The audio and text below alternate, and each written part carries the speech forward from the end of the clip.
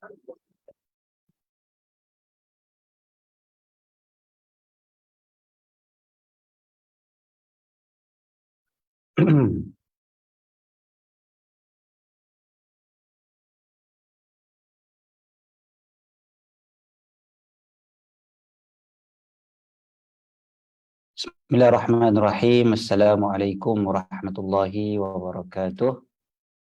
Alhamdulillah, alhamdulillahi rabbil alamin, wa bihi nasta'in. Wassalatu wassalamu ala sayyidina wa habibina wa syafi'ina wa zukrina maulana Muhammadin amin. Wa ala alihi tayyibin wa ashabihi al-akramin wa azwajihi tahirati ummahatil mu'minin wa man tabi'ahum bi ihsanin ila yaumiddin. Subhanaka la ilma lana illa ma 'allamtana innaka antal alimul hakim. Allahumma inna nas'aluka as-sidqa fil qaul wal ikhlasa fil amal. Allahumma amin. Amma ba'd.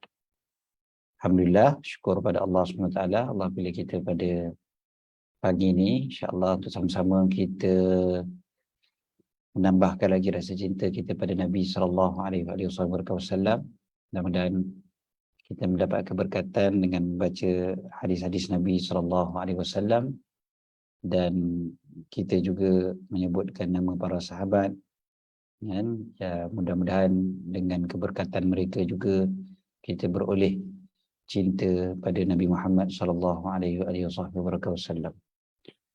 Okey, jadi terus kita pergi pada kitab kita, insya-Allah.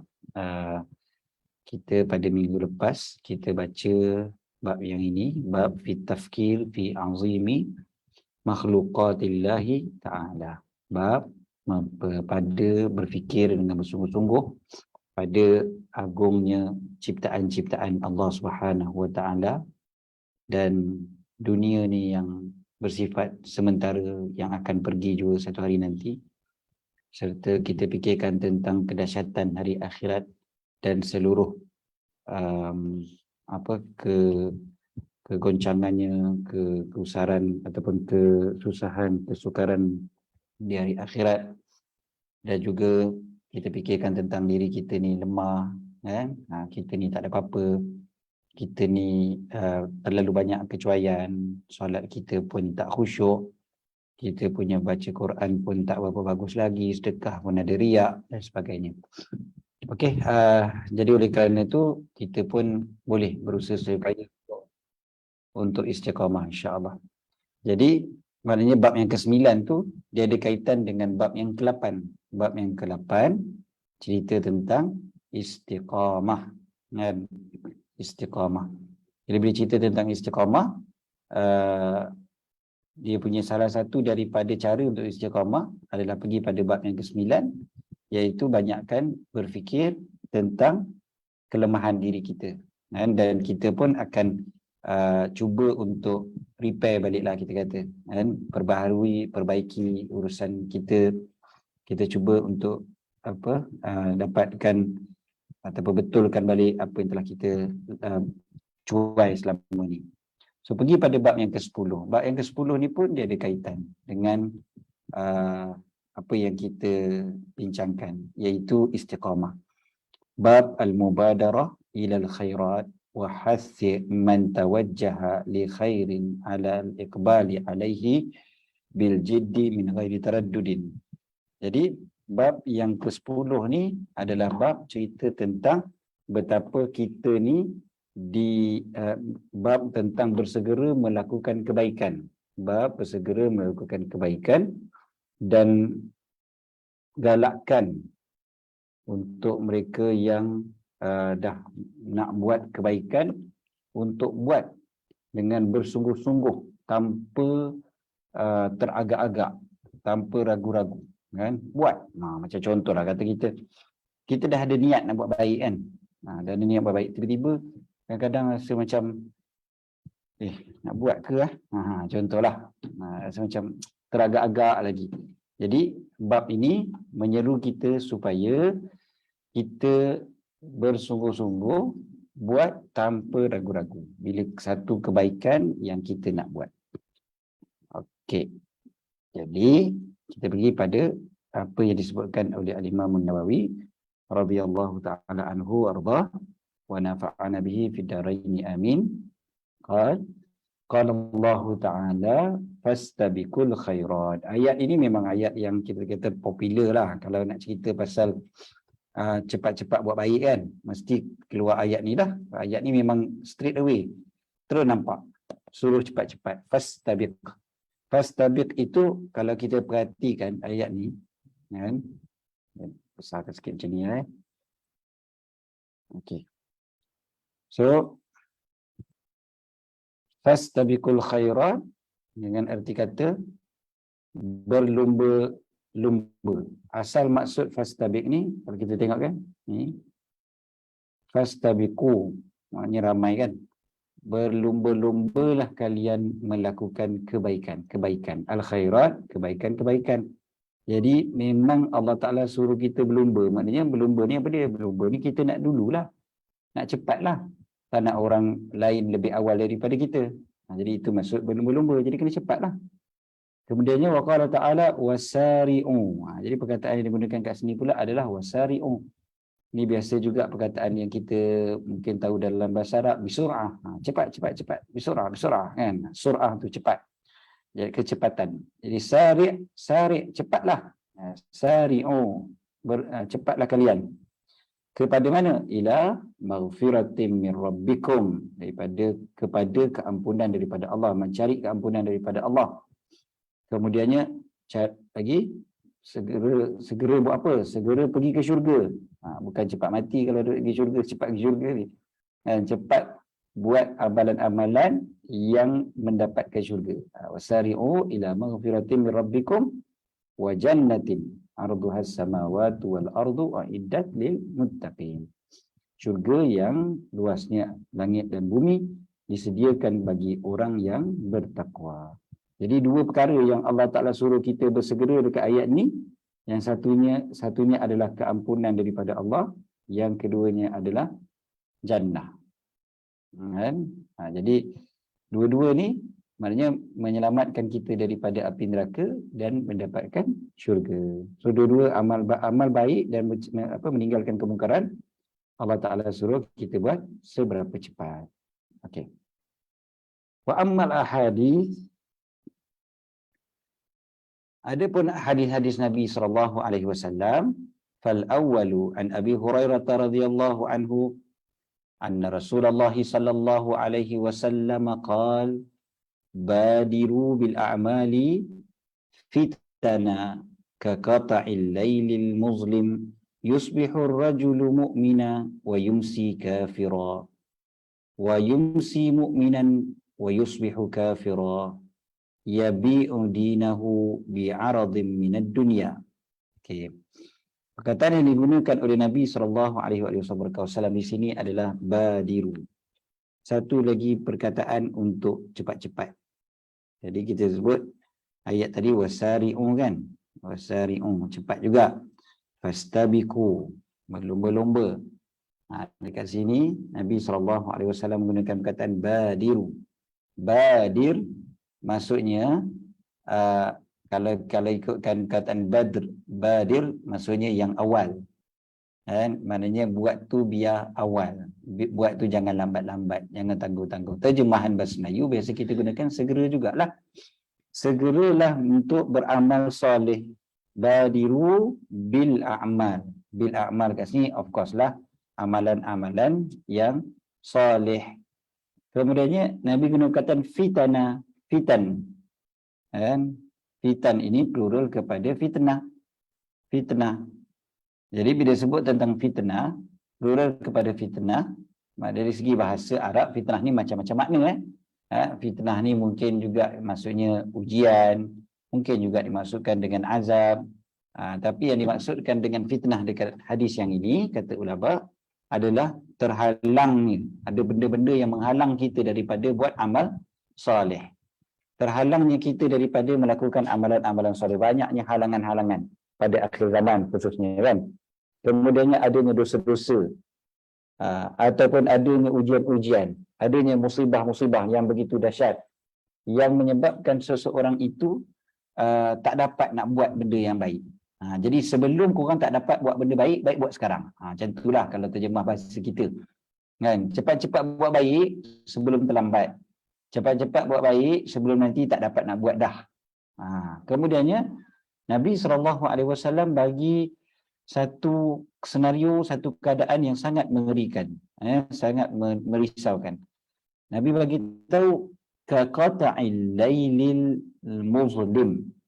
Dan dia punya fitnah itu datang ibarat potongan-potongan daripada malam yang gelap gelita. Dan berada dalam keadaan kegelapan yang sangat sampai orang tak nampak dah baik dan buruk. Orang tak nampak jalan maksudnya. Dan bila dah gelap sangat kan, al-muzlim, lailil muzlim tu malam yang gelap. Jadi sampai dah tak nampak dah. Macam mana keadaan orang tak nampak tu? Yusbihur rajulu mu'mina wa yumsi kafira. Na'udzubillah. Dia berpagi-pagi dalam keadaan beriman tetapi berpetang-petang dalam keadaan kufur, dalam keadaan kafir. Ulama menerangkan maksud kafir dekat sini, sebab kat sini kan disebutkan yusbihur rajulu mu'mina, maknanya waktu pagi dia sebagai orang yang beriman waktu pagi. Lepas tu waktu petang, yumsi, evening, dia jadi kafir.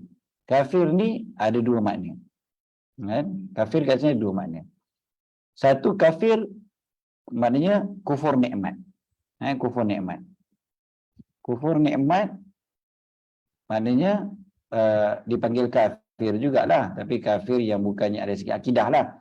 Kufur nikmat. Allah Ta'ala bagi macam-macam. Daripada pagi, mula-mula pagi dia berdoa, ya Allah, bagilah aku rezeki yang halal pada hari ni. Maknanya beriman dia. Sekali waktu petang, waktu malam, sebab dia dah dapat rezeki, dia lupa. Lupa nak bersyukur pada Allah Ta'ala. Dipanggil kufur nikmat. Kan? Zaman kita sekarang ni, susah nak bersyukur. Banyak orang yang tidak bersyukur. Jadi, kufur nikmat. Yang kedua, ulama kata, mungkin juga, na'udzubillah, dia boleh menjadi kafir yang hakiki. Memang sungguh-sungguh kafir. Kan? Memang betul-betul kafir. Kafir sungguh-sungguh. Na'udzubillah. Jadi pagi-pagi beriman, petang boleh jadi kafir. Punyalah cepat. Ataupun nak ceritanya dekat sini betapa boleh saja orang berubah-ubah. Na'udzubillah min zalik. Ataupun sebaliknya. Sebaliknya macam mana? Wa yumsi mu'mina wa yusbihu kafira. Pagi dia petang dia beriman, pagi pula dia menjadi kafir. Sebenarnya ceritanya sama macam tadilah, cuma dia terbaliklah. Mungkin juga ada orang sebaliknya, waktu malam dia beribadat pada Allah, dia memang beriman, waktu malam solat tahajud apa semua, tapi bila pagi dia kufur nikmat Allah SWT. Kemudiannya Nabi bagi lagi satu keadaan, iaitu yabi'u dinahu, dia menjual agamanya bi'aradin minad dunia, dengan sebahagian harta dunia. Dengan harta dunia. Harta dunia yang dia ambil banyak kan, harta dunia ni kan tak ada nilai pun kalau nak banding dengan akhirat. Tapi sebab dah dapatkan dunia, dia sanggup jual agama dia. Perkataan jual, jual agama ni bukan maksudnya jual produk yang ada kaitan dengan agama, macam orang sekarang dia dah salah faham. Oh, jual agama lah tu. Bukan. Jual agama ni maksudnya apa yang dia jual? Yang dia jual adalah agama dia sendiri. Maksudnya akidah dia boleh jual sebab nakkan duit, kan? Dia sanggup murtad, na'udzubillah, sebab nak duit. Itu dipanggil jual agama. Ataupun dia jual hukum hakam. Maksudnya hukum yang halal dia kata haram, hukum yang haram dia kata halal. Yang penting dapat habuan. Kan? Orang cakap, kamu ni, boleh tak kamu kata benda ni halal? Kita orang akan bayar kamu. Contohnya. Jadi dia kira jual agama. Ini dipanggil jual syariat je lah. Kan? Jadi ada nilai harta dunia pada agama dia.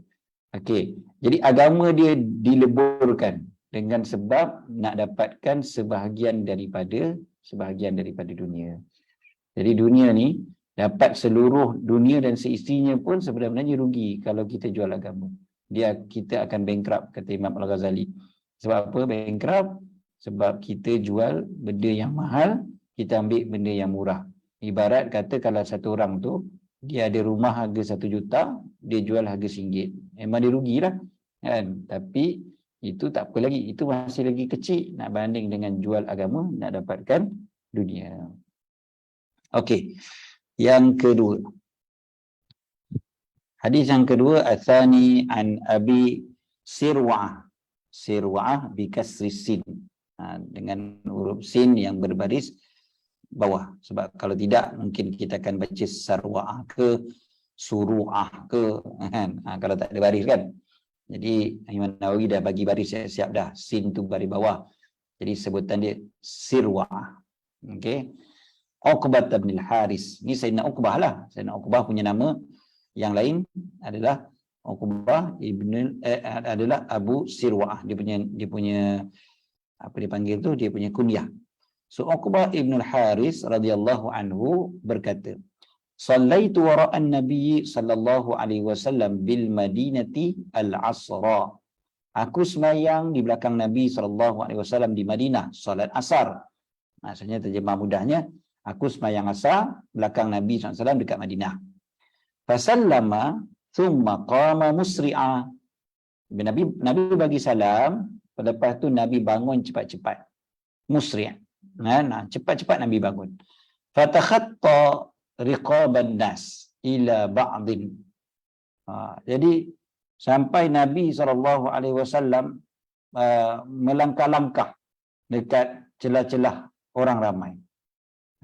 Tergesa-gesa langkah pergi ke mana? Ila ba'di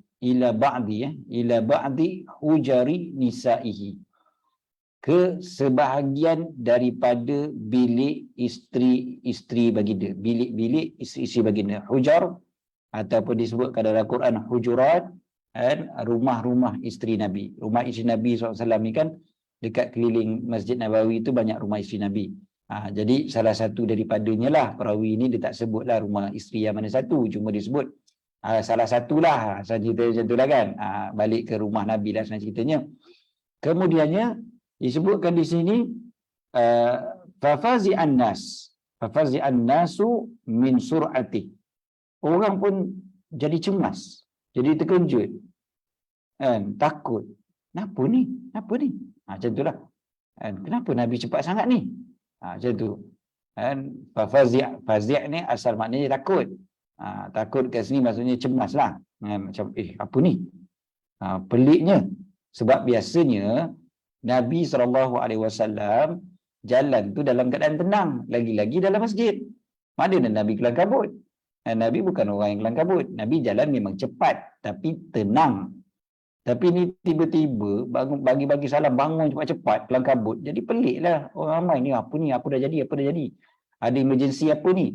Kan? Fafazi'an nasu min sur'ati. Fakharaja alaihim. Lepas tu Nabi SAW pun keluar kepada mereka. Maksudnya Nabi SAW pun dah masuk tadi tu. Lepas tu Nabi keluar jumpa diorang semua. Diorang semua dalam keadaan macam mana? Diorang semua dalam keadaan pelik. Fara'a annahum qad ajabu min sur'ati. Nabi tengok diorang telah rasa pelik dengan kecepatan baginda. Kan? Bila Nabi keluar tu, Nabi tengok, orang semua tengah tercengang kan. What happened? Macam tu lah kan.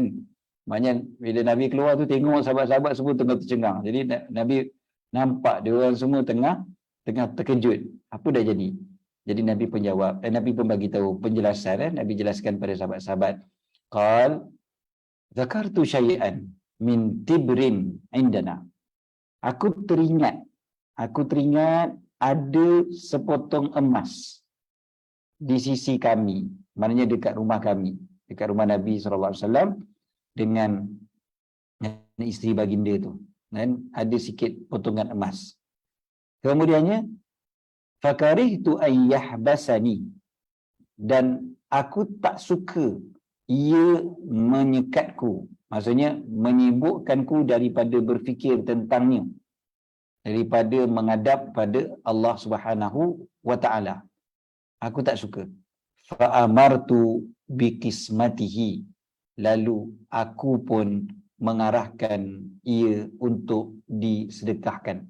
Aku tak suka benda tu menyebabkan aku terganggu fikiran. Sebab Nabi SAW tak suka ada harta yang tertentu kat dalam rumah yang menyebabkan nanti kan fikir-fikir.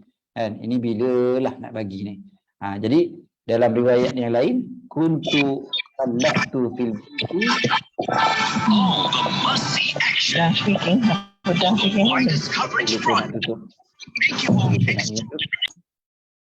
Okey. Kuntu khallaftu fil baiti tibra. Aku meninggalkan di rumah aku sepotong. Nah, sepotong kat sini tibra, sepotong emas, minas sadaqah, daripada zakat. Dekat rumah aku lah fil bait. Fakarihtu an ubayyitah.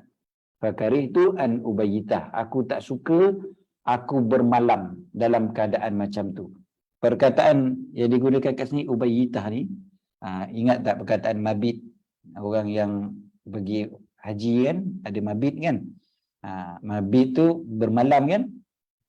Jadi ubayyit maksudnya aku bermalam dengannya, aku memalamkannya. Aku memalamkannya maksudnya aku bermalam, waktu malam tu masih lagi ada lagi tibrah tadi tu, ataupun sebahagian daripada emas ataupun perak. Qita'u zahabin au fiddah. Qita' zahabin au fiddah. Qita'u zahabin au fiddah, emas ataupun perak. Tak tahulah mana satu tapi senang ceritanya Nabi SAW ajar perkara ni, iaitu bila nak buat baik tu buat cepat-cepat.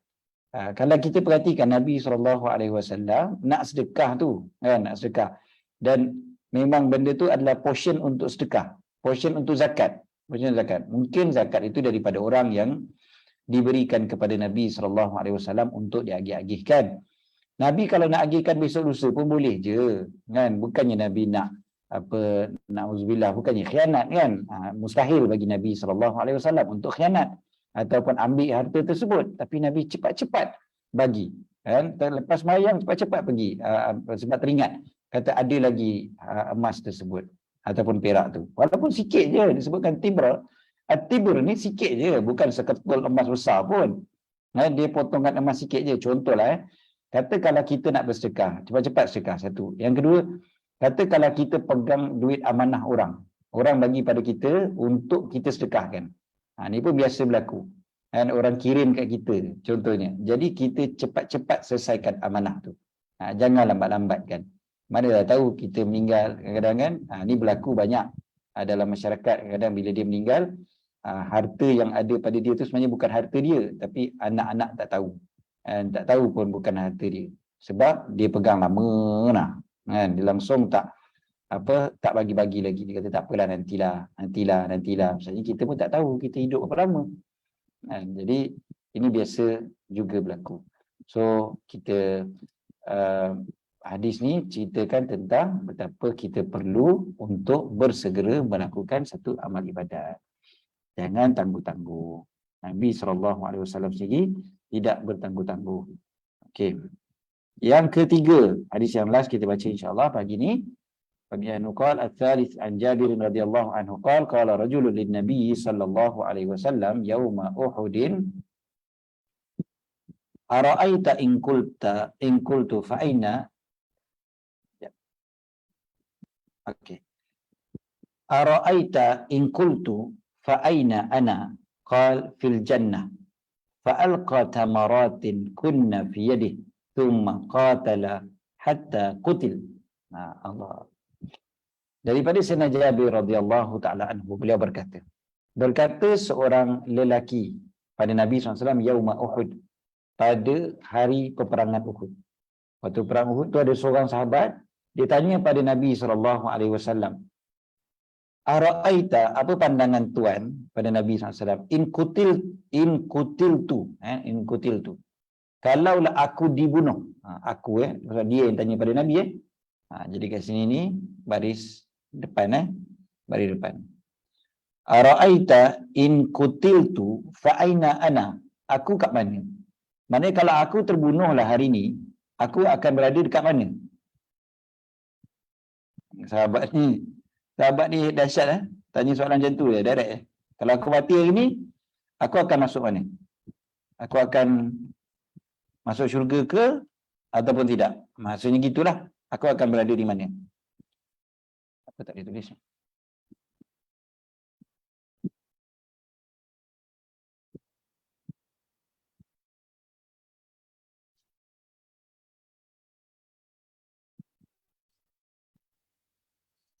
Tak apa. In qutiltu fa aina ana. Kalau aku dibunuh, aku berada di mana? Kan? Fa aina ana? Qal fil jannah. Lalu Nabi SAW jawab. Direct je Nabi SAW jawab kan. Kau berada di syurga. Fil jannah.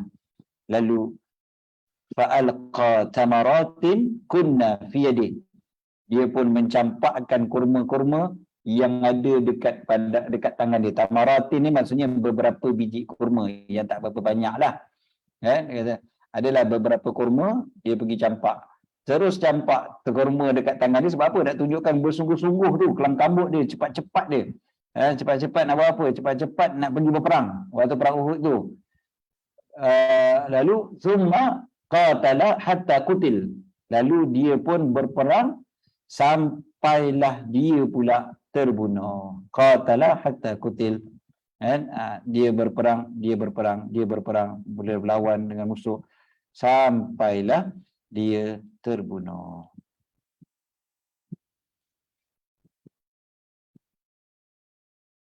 Okey, itu hadis ni nak cerita apa? Cerita tentang kesungguhan sahabat tadi tu. Kan, betul-betul sungguh-sungguh patutlah Nabi SAW kata dia dapat syurga. Kan, orang yang ikhlas berjuang di jalan Allah SWT apabila terbunuh tentulah syurga milik dia. Kan, dan antara pengajaran juga daripada hadis ini adalah kita bertanya apabila kita tak tahu. Cuba tengok sahabat tadi kan, dia nak pergi perang tu dan lagi dia tanya. Kan, kalau aku terbunuh hari ni aku dapat apa? Dia tanya dulu. Jadi maknanya kalau kita tak tahu, memang bagus je untuk kita bertanya. Okey. So kita boleh ambil juga pengajaran daripada hadis ni dalam bentuk itu. Ara'aita in qutiltu fa aina ana. Bagaimana pandangan engkau kalau aku terbunuh, aku dekat mana? Tanya kepada Nabi SAW. Cuma tanya ni kena tanya pada orang yang betul lah kan. Kalau tanya orang yang salah, akan hancurlah, salah kita punya dapat jawapan. Okey, wallahu a'lam.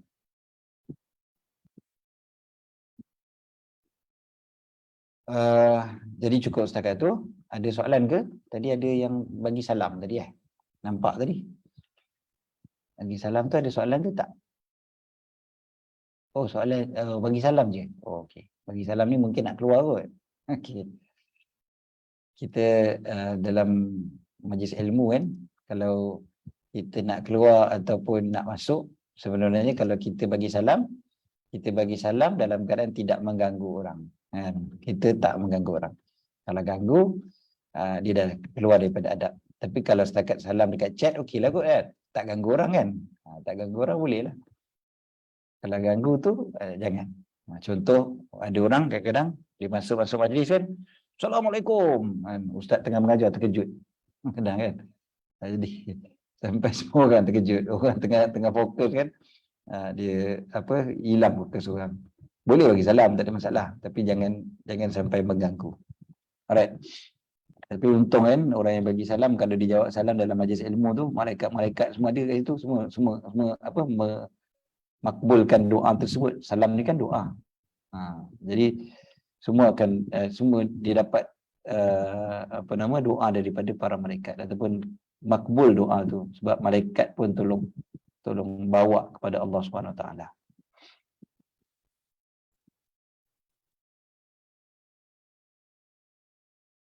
Dan jawab salam kalau orang type, kita boleh jawab dengan type juga, dan kita boleh juga jawab dengan mulut sebenarnya kan.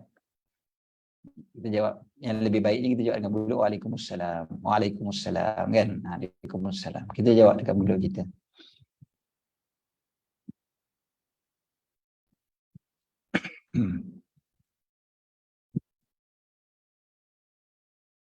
Hari itu saya dibetulkan sikit dekat dalam kelas di Kedah baru ni. Saya sebut tentang betapa ramai dalam masyarakat kita yang bila bagi salam, jawab salam. Bagi salam pun kadang-kadang salah. Bagi salam tak sebut dengan betul Assalamualaikum. Sebut Assalamualaikum. Assalamualaikum. Lepas tu yang bila jawab salam, banyak di kalangan kita jawab waalaikumsalam. Padahal yang lebih tepat adalah waalaikumsalam. Dan ada alif lam. Alif lam dekat assalam. Waalaikumsalam. Jadi jangan kita, bukanlah berdosa sebut waalaikumsalam, tapi lebih tepatnya dengan huruf alif lam dekat assalam. Sebab itu cara Nabi SAW, dan perkataan assalam membawa makna yang lebih luas. Dengan erti kata assalam dekat situ tu nama Allah Ta'ala, kesejahteraan daripada Allah Subhanahu Wa Ta'ala. Jadi huruf assalam tu dengan alif lam, waalaikumsalam, bukan waalaikumsalam. Waalaikumsalam warahmatullahi wabarakatuh. Okey, wallahu alam. Jadi cukup setakat tu untuk pagi ni. Oh, ada soalan. Ustaz, betulkah ada yang memberi salam dengan ucapan assalamualaikum? Oh, double L. Uyo, ada double L pula Macam mana dia buat tu? Assalamualaikum. Assalamualaikum. Tak, dia yang apa nama? Assalam. Tak betul lah. Memang tak betul lah. Memang tak betul kalau assalamualaikum. Cuma kalau dia buat juga, dia sebut juga, tengok jugalah kepada dia punya tujuan kan. Allah Ta'ala faham, Allah Ta'ala tahu. Cuma ialah kita ni sebagai orang Islam, sepatutnya kita belajar apa yang terbaik, betul tak? Bukannya apa yang asal boleh kan. Tapi kita nak biar apa yang terbaik. Okey, ada yang sebut salamun alaikum. Salamun alaikum boleh. Salamun alaikum boleh. Tapi lebih baik assalamualaikum. Tapi kalau solat jangan sebut assalamualaikum. Kalau solat sebut assalamualaikum, tak sah solat kita. Solat mesti ada alif lam. Assalamualaikum. Kalau sebut assalamualaikum waktu bagi salam dalam solat kan. Waktu bagi salam solat tu tak sah solat kita. Ada fiqh macam tu.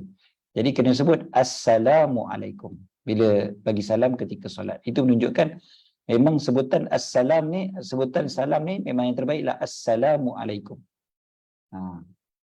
Ataupun kadang-kadang disebutkan juga salamullahi alaikum, kan? Pun boleh. Perlu ke bagi tahu dia double L tu salah? Bagi tahulah kalau boleh.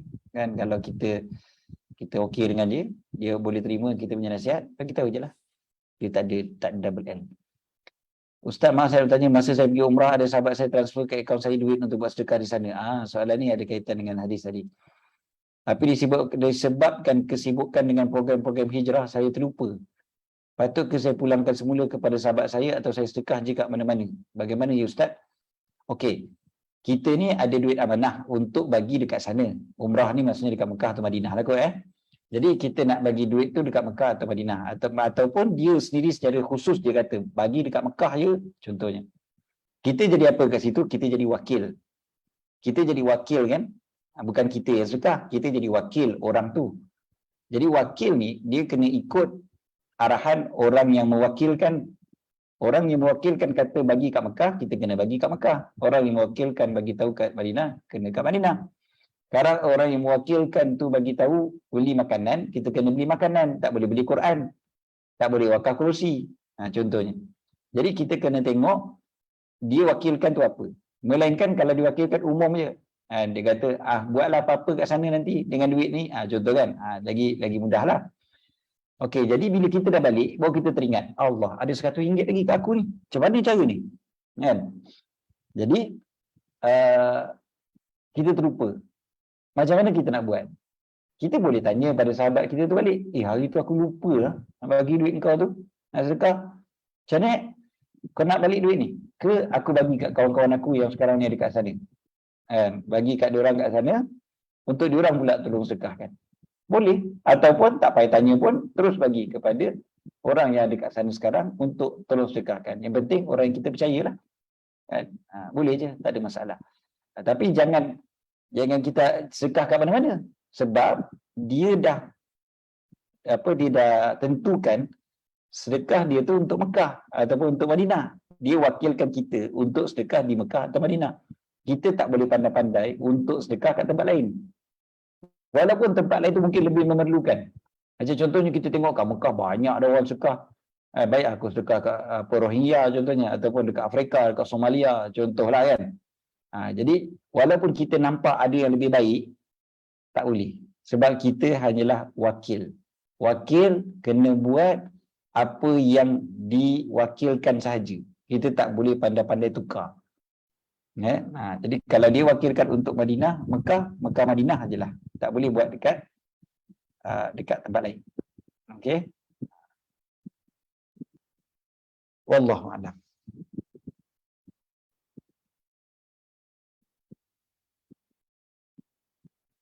Dalam telefon kita tak tahu yang sambut telefon tu orang Islam ataupun bukan. Kita call orang tadi kan. Contohnya postman ataupun yang lain. Macam mana kita nak mulakan? Ataupun orang yang call kita tu, kita perlu jawab assalamualaikum, kita bagi tahu assalamualaikum dulu ke macam mana? Ulama sebut boleh aja kalau kita nak terus dengan assalamualaikum dengan niat, maksudnya kalau orang Islam maka salam, salam biasa bagi salam. Kalau orang tu bukan orang Islam, maka kita mendoakan untuk dia mendapat kesejahteraan dengan erti kata dia akan mendapat agama Islam. Sebab keselamatan yang sebenar-benar hanyalah dapat dengan Islam. Jadi kita kesejahteraan tu kan kita kata sejahtera kat engkau, sejahtera kat engkau. Sejahtera tu mesti kena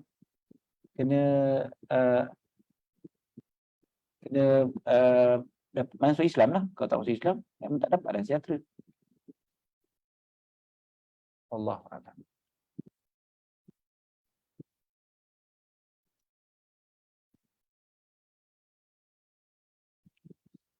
Okey. Cukup setakat tu untuk pagi ni. Aku qauli hadza wa astaghfirullahal azim li wa lakum. Bismillahirrahmanirrahim. Rabbana anfa'na bima 'allamtana, rabbi 'allimna alladhi yanfa'una, rabbi faqihna wa faqih ahlana wa qarabatin lana fi dinina ma'al qudri unsa wa dzakar. Rabbi waffiqna waffiqhum lima tartadi qawlan wa fi'lan karama warzuqil kulla halalan da'ima wa akhilla atqiya ulama ansabil khairin wa kulla syarr. ربنا أصلح لنا كل شؤون وأكثر برضا منك العيون وقد عنا ربنا كل الديون قبل أن يأتنا رسل المنون واغفر واستر أنت أكرم من ستر وصلاة الله تغشى المصطفى من إلى الحق دعانا والوفاء بكتاب فيه للناس شفاء وعلى الآل الكرام الشرفاء وعلى الصحب المصابيح الغراب اللهم اهدنا بهداك واجعلنا ممن يسارع في رضاك ولا تولنا وليا سواك ولا تجعلنا ممن خالف أمرك وعصاك حسبنا الله ونعم الوكيل ولا حول ولا قوة إلا بالله العلي العظيم صلى الله على سيدنا محمد وعلى آله وصحبه وبارك وسلم الحمد لله رب العالمين. Alhamdulillah, jazakumullah khairan katsiran Ustaz. Masya-Allah, terang penjelasan Ustaz tentang hukum salam dan begitu banyak hadis tentang bersegera untuk buat kebaikan. Mudah-mudahan kita termasuk orang yang bersegera untuk buat kebaikan insya-Allah. Jazakumullah khair. Dan terima kasih semua atas kehadirannya. InsyaAllah kita berjumpa lagi minggu depan dalam kelas Riyadhus Salihin. Terima kasih semua sahabat yang dirahmati Allah. Assalamualaikum warahmatullahi wabarakatuh. Assalamualaikum warahmatullahi wabarakatuh. Terima kasih semua. Terima kasih semua. Wallahu khair. Assalamualaikum warahmatullahi wabarakatuh. Terima kasih semua. Assalamualaikum.